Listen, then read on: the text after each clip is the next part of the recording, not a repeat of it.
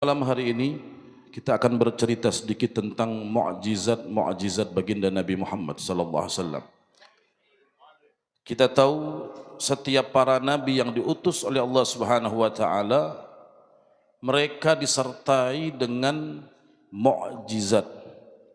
Dikuatkan dakwah mereka itu dengan mukjizat sehingga orang percaya bahwa para nabi itu adalah betul-betul utusan Allah Subhanahu wa taala. Maka mukjizat yang Allah berikan kepada para nabi-nabi sebelum Nabi Muhammad itu juga diberikan kepada Nabi Muhammad. Bahkan lebih daripada nabi-nabi sebelum Nabi Muhammad sallallahu alaihi wasallam. Kalau kita pernah mendengar mukjizat Nabi Musa sebagaimana yang Allah ceritakan dalam Al-Qur'an, idrib bi asaqal hajar fanfajarat min husnata asyrata aina. Allah perintahkan Nabi Musa untuk memukulkan tongkatnya ke batu, memancar 12 mata air. Tapi Nabi Muhammad sallallahu alaihi wasallam mukjizatnya keluar air daripada jari jemari Nabi Muhammad. Bukan dari batu. Hari ini kalau kita ngelihat batu keluar air banyak. Belum pernah kita ngelihat jari keluar air. Oleh karenanya air yang pernah keluar daripada jari jemari Nabi Muhammad, kata ulama itulah air yang paling afdal. Alal itlaq, air yang paling mulia, sebagaimana yang dikatakan wa afdalul miyahi ma'un qad naba baina asabi'in nabiyil muttaba. Kata ulama, air yang paling afdal yang pernah ada di dunia ini adalah air yang pernah memancar daripada jari jemari Nabi Muhammad sallallahu alaihi wa ala alihi wa sahbihi wasallam. Yalihi ma'u zamzamu fal kautharu fanila misra thumma bagil anharu. Baru setelah itu urutan kedua air Zam-Zam, baru air telaga Kautsar Nabi Muhammad sallallahu alaihi wasallam. Jadi air yang pernah memancar keluar dari jari jemari Nabi Muhammad, air yang paling mulia, bahkan lebih mulia daripada air Zam-Zam. Bedanya Zam-Zam sampai hari ini masih bisa kita minum. Kalau air yang keluar dari jari Nabi Muhammad tidak ada lagi sudah. Air Zam-Zam masih kita bisa minum, tinggal beli ke toko oleh-oleh haji dapat air Zam-Zam. Walaupun palsu kadang-kadang ya. Banyak dipalsukan sekarang. Orang nyari duit Zam-Zam aja dijual kadang ya. Hadirin hadirat yang dimuliakan Allah Subhanahu wa taala, keagungan yang Allah berikan kepada Nabi Muhammad. Nabi Musa diberikan mukjizat, Nabi Muhammad diberikan mukjizat yang lebih daripada Nabi Musa.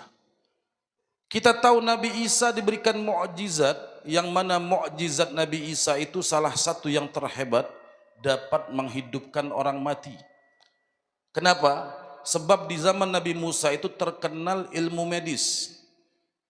Allah memberikan mukjizat kepada para nabi itu tergantung apa yang populer di zamannya. Contoh, Nabi Musa paling populer di zaman Nabi Musa itu dukun, tukang sihir. Maka Allah berikan mukjizat kepada Nabi Musa yang dapat mengalahkan ilmunya tukang sihir. Makanya banyak tukang sihir pun akhirnya beriman kepada Nabi Musa. Di zaman Nabi Musa, yang paling populer di zaman itu adalah ilmu kedokteran, ilmu medis. Allah berikan mukjizat Nabi Isa dengan sesuatu yang tidak bisa dilakukan oleh dokter, yaitu menghidupkan orang mati. Karena Nabi sudah mengatakan semua penyakit itu ada obat kecuali mati. Nabi Isa bisa diberikan mukjizat tersebut. Makanya kalau kita sering mendengar kisah Nabi Isa, suatu hari Nabi Isa itu menghidupkan orang mati, dia datang ke kuburnya, ke kubur orang tersebut. Nabi Isa mengatakan, "Gum biidznillah." Bangunlah atas izin Allah, ngomong sama kuburan tadi, subhanallah, yang ada di kuburan yang sudah mati, bangkit kembali, bangun kembali. Itu mukjizat Nabi Isa. Apakah Nabi Muhammad pernah menghidupkan orang mati? Pernah, bahkan lebih hebat daripada Nabi Isa. Suatu hari Nabi Muhammad dalam satu peperangan, dalam perang Khandaq. Perang Khandaq itu kan kota Madinah dikepung oleh sekelompok daripada beberapa kelompok, bahkan dilibatkan banyak suku waktu itu mengepung kota Madinah. Makanya akhirnya dibangunlah parit Khandaq biar musuh nggak bisa masuk ke kota. Akan tetapi Karena dikepung itu kota Madinah, ya, pangan makanan nggak bisa masuk ke kota. Ketersediaan yang ada di kota terbatas, lama-lama habis. Lama Madinah itu dikepung, berbulan-bulan. Habis sehingga para sahabat dikisahkan kelaparan. Mereka sambil itu menggali parit, sambil mereka taruh batu di perutnya, mengganjal daripada lapar. Sehingga suatu hari seorang sahabat Nabi yang bernama Jabir bin Abdullah Al-Ansari melihat para sahabat kelaparan, Nabi kelaparan. Dia ngomong sama istrinya, "Wahai istriku, ayo kita ajak Nabi makan," katanya. Ada masih kambing kecil, paling cukup buat 5 sampai 10 orang saja. Ya sudah, kata istrinya, panggil Nabi, undang Nabi, ajak makan. Besok. Ya. Akhirnya sahabat Jabir bin Abdullah Al-Ansari ini menemui Nabi Muhammad. Nabi lagi ngikut waktu itu menggali parit Khandaq itu. Dibisikin Nabi Muhammad SAW. Kenapa dibisikin? Karena sahabat Nabi banyak, ribuan jumlahnya. Semuanya kelaparan. Lapar semua waktu itu. Karena makanan nggak bisa masuk ke kota Madinah. Kalau dengar ada undangan makan, datang semua, selesai. Kambingnya kecil. Kambing 10 orang, anak kambing, baru berapa bulan umurnya. Akhirnya dibisikin oleh sahabat, "Ya Rasulullah, kami pengen ngundang makan." Kata sahabat tadi. "Ahlan wa sahlan," kata Nabi Muhammad SAW. Maka sahabat Jabir berpesan, "Ya Rasulullah, jangan bawa orang banyak-banyak. Terserah Nabi mau bawa berapa, 5 sampai 10 orang, jangan rame-rame." Kenapa? Karena makannya sedikit, kambing kecil, tepung nggak seberapa, buat 10 orang cukup. "Ya, besok makan siang di rumah saya," kata sahabat Jabir bin Abdullah mengatakan kepada Nabi Muhammad. Sudah. Subhanallah, hari H, pagi harinya ini suami istri sibuk mempersiapkan rumahnya. Kenapa? Rumahnya mau didatangin Nabi Muhammad SAW. Orang berebut, siapa yang tidak mau rumahnya didatangin Nabi Muhammad. Itulah berkah kita, salah satunya Maulid Arba'in. Keliling dari rumah-rumah, dari satu rumah ke rumah, dari masjid ke masjid, musalla ke musalla, biar tempat kita didatangi oleh Nabi Muhammad SAW. Persiapan yang sangat luar biasa. Pagi-pagi ini sahabat Jabir, dia potong kambingnya di belakang rumah. Dia ambil pisau, ya dia karena kambing kecil, dia potong. Subhanallah, saat dia potong kambing, anaknya masih kecil-kecil, 2 lihat. Lihat ini sahabat lagi motong kambing, bapaknya lagi motong kambing. Selesai dia potong kambing, ya kambing dibawa ke dalam, pisau ditinggal di belakang. Anaknya ngelihat bapaknya megang pisau, ya ditempelkan pisau ke leher kambing, didekatinya oleh anak itu, diambil pisau. Masih kecil 2 anaknya. Dia panggil adiknya, "Wahai adikku, sini-sini." Dipanggil adiknya masih kecil. Disuruhnya berebah adiknya. Dicontoh ayahnya tadi, menempelkan pisau ke leher kambing, ditempelkan pisau di leher adiknya. Dipotong adiknya sama si kakak tadi. Subhanallah, mati. Meninggal. Bersimbah darah itu adiknya. Makanya orang tua melakukan segala sesuatu jangan depan anak. Anak kecil itu kan apa yang dilakukan orang tuanya dicontoh. Dia lihat bapaknya pegang pisau nyembelih, disembelihnya adiknya. Ketakutan sang kakak, panik, kebingungan, lihat adiknya meninggal bersimbah darah, dia naik ke atas atap rumahnya, dia loncat ke bawah, subhanallah meninggal juga. Jadi pagi itu sahabat Jabir ini lagi kebingungan, panik. Satu sisi hari itu hari bahagia, rumahnya mau didatangi Nabi Muhammad. Di sisi lain sedih, anak masih kecil-kecil 2 meninggal, bukan 1, dua-duanya. Tetap sabar, tabah, dia ngomong sama istrinya, "Wahai istriku, ya, hari ini kita datang tamu Nabi Muhammad, jangan sampai Nabi tahu anak kita meninggal. Karena hari ini hari bahagia. Kita mau jamu Nabi makan, jangan sampai jadi hari duka. Tutupi kesedihan kita di depan Nabi Muhammad. Jangan sampai Nabi tahu kita lagi sedih.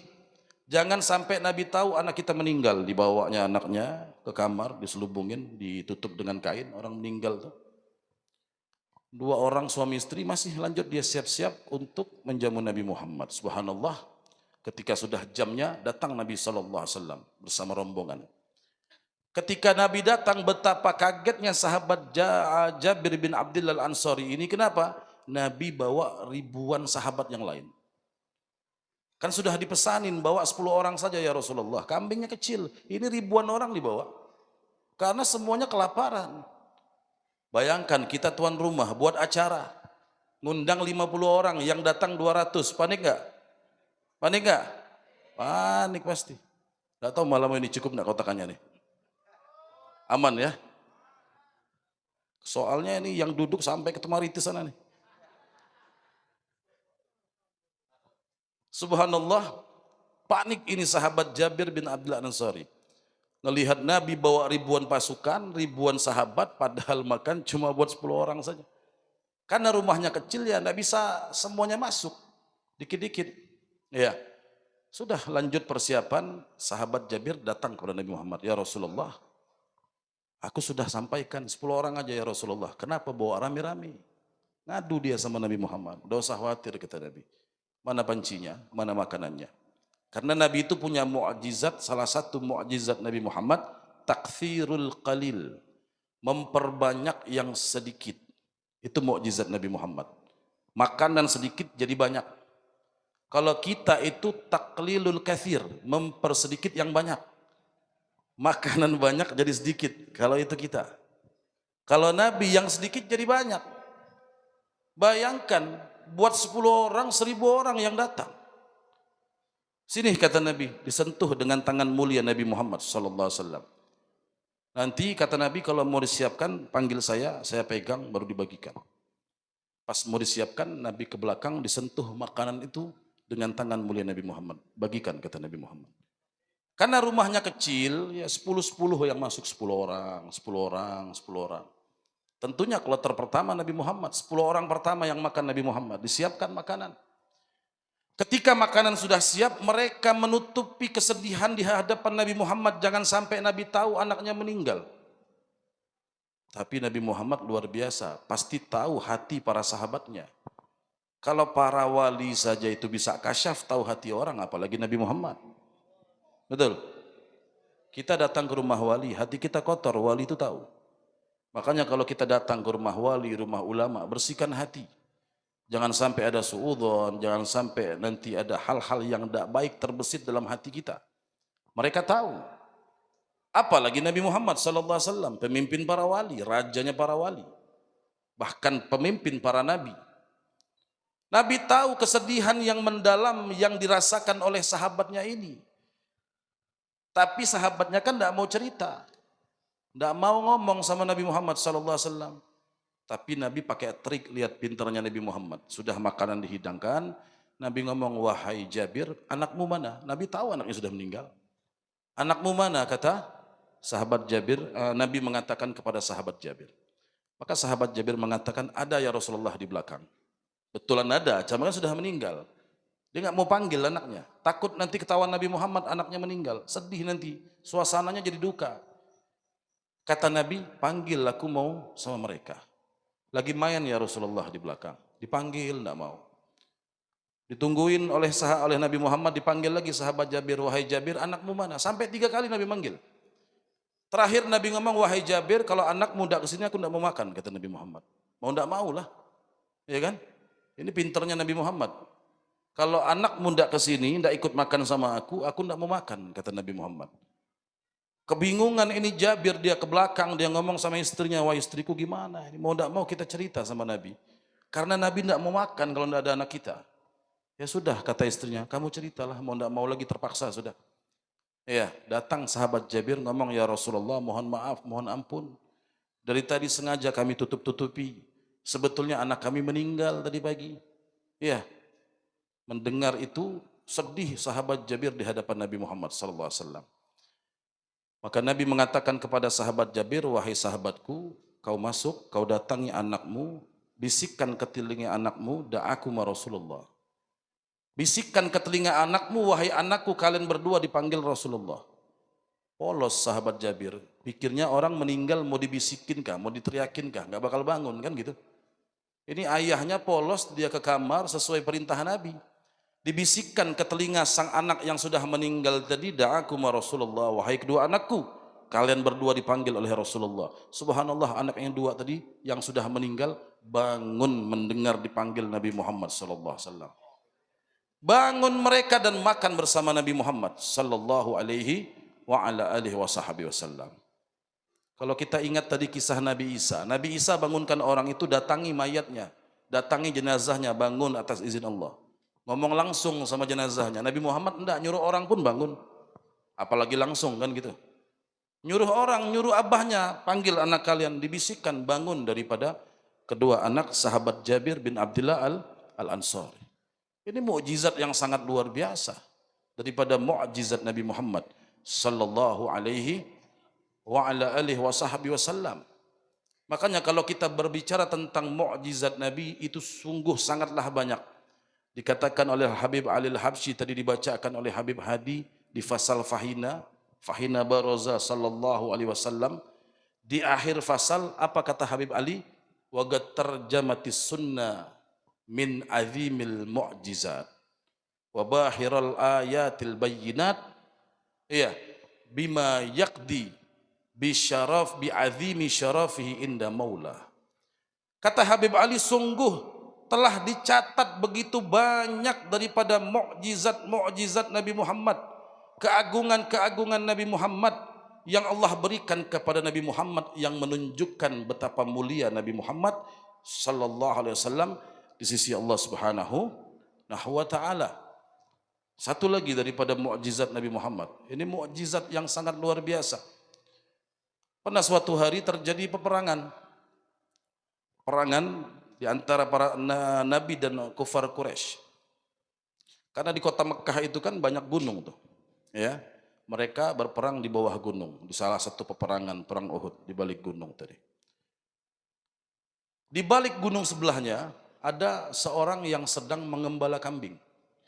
Dia lagi mengembala kambing. Subhanallah.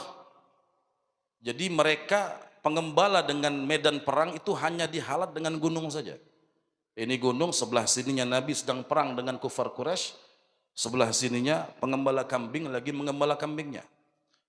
Subhanallah, datang serigala ingin menerkam daripada kambing tersebut. Dijaga oleh pengembala itu jangan sampai kambingnya diterkam oleh serigala. Subhanallah, serigalanya bisa ngomong. Ngomong ini serigala dengan menggunakan bahasa Arab. Ada yang bisa bahasa Arab di sini? Hah? Kalah kita sama serigala ya. Serigala di zaman Nabi ngomong pakai bahasa Arab. Dia katakan, wa ya ruwaiyal ghanam, wahai pengembala kambing, maukah engkau kutunjukkan, kau kuberikan daripada sesuatu yang lebih baik daripada kau gembala kambing? Apa itu, kata pengembala kambing sambil dia terkagum-kagum melihat serigala bisa ngomong. Kalau kita sekarang ada binatang ngomong, lari kita sudah. Wah, ini jin kayaknya. Sudah lari kita. Ngomong ini serigala. Kamu mau kutunjukkan sesuatu yang lebih baik daripada kau gembala kambing ini? Apa kata gembala kambing? Ini wara al-jabal. Di balik gunung ini Nabi Muhammad sedang perang. Coba kau ikut. Kalau kau mati kau akan masuk surga Allah. Akan mendapatkan syahid. Kalau kau masih hidup kau akan mendapatkan pahala yang sangat luar biasa. Kaget heran dia, ini kok bisa tahu serigala kalau tidak mukjizat Nabi Muhammad. Subhanallah, si gembala kambing ngomong, kalau saya mau ikut perang, saya mau katanya. Tapi yang jagain kambing saya ini siapa? Apa kata serigala ngomong? Jangan khawatir, saya yang jaga, kata serigalanya. Di mana-mana serigala nerkam kambing. Di zaman itu serigala jagain kambing. Iya, serigala jagain kambing. Sudah, kamu ikut perang biar serigalamu, biar kambing-kambingmu kujaga, kata serigala tadi. Ku kasih makan dia. Polos ini yang pengembala kambing, percaya dia sama serigala. Kalau kita sekarang bahaya, percaya sama serigala. Serigala berbulu domba kalau sekarang ini. Dia tinggal tempat dia menggembala kambing, naik ke gunung, lihat di bawah betul ada Nabi SAW sedang berperang. Dia ikut serta perang sama Nabi Muhammad. Seusai peperangan dia cerita sama Nabi di hadapan para sahabat, ya Rasulullah, aku tadinya nggak tahu ada peperangan. Nah terus kata Nabi, aku tahu ada serigala tadi ngomong ngasih tahu saya. Dan di mana serigalanya, kata Nabi? Serigala itu sedang mengembala daripada kambing saya. Dia lagi jagain kambing saya. Itu sahabat semua dengar cerita sahabat ini, melapor kepada Nabi Muhammad SAW. Apa kata Nabi? Dengan sambil tertawa, dengan senang bahagia Nabi ngomong, nanti kamu pulang, kamu sembelihkan kambing kamu, kasih hadiah buat serigala itu, kata Nabi Muhammad sallallahu alaihi wa ala alihi wasallam. Nah, ini mukjizat Nabi Muhammad. Bahkan binatang bisa ngomong. Iya, kita tahu yang terkenal mukjizat siapa? Binatang bisa ngomong sama binatang. Siapa? Nabi Sulaiman ngomong sama binatang, bukan umatnya ngomong sama binatang. Bukan sahabatnya, bukan orang lain.